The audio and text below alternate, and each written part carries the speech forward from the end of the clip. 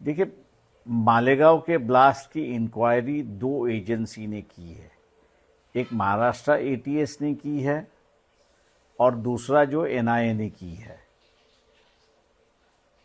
मैंने पूरा जजमेंट तो नहीं देखा है, लेकिन जो ऊपरी भाग को मैंने देखा है, ये दोनों एजेंसी एक दूसरे में टकराव कर रहे हैं, ऐसी एक परिस्थिति है। वो उसी वक्त हम लोगों को दिखाई दे रहा था, लेकिन जजमेंट को मेरे ख्याल से कहीं ना कहीं तो भी इस बात को मिसिंग, ऐसा मैं मान के चलता हूँ। ब्लास्ट तो हुआ है, पब्लिक गुजर गई है उस ब्लास्ट में। सवाल ये है कि कोर्ट से हम ये पूछना चाहेंगे कि आपने एजेंसी से क्यों नहीं पूछा कि किसने ये ब्लास्ट किया।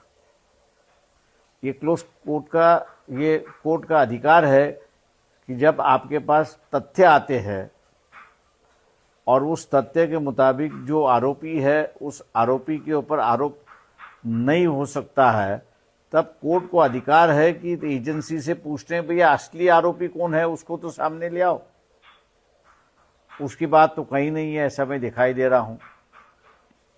रही बात यहाँ दो ब्लास्ट के निर्णय आए, एक माहिम बम्बई में जो ब्लास्ट हुआ उसका निर्णय आया। सरकार जो है वो तुरंत सुप्रीम कोर्ट चली गई। और ये जो मालेगांव ब्लास्ट जो है, इस मालेगांव ब्लास्ट में सरकार की भूमिका आई कि हम सोचेंगे और जाना या नहीं जाना उस पर हम बाद में फैसला लेंगे।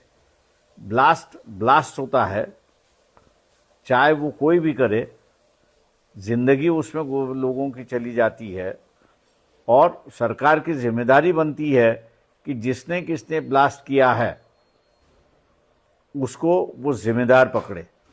मैं दोनों ब्लास्ट के स्टेटमेंट, उसी ब्लास्ट के स्टेटमेंट में और इसी ब्लास्ट के स्टेटमेंट में कह रहा हूं कि जो जांच एजेंसी और उन जांच एजेंसियों में से जिनको सौंपा गया था, अगर रिटायर्ड है तो उनका पेंशन बंद कर दीजिए।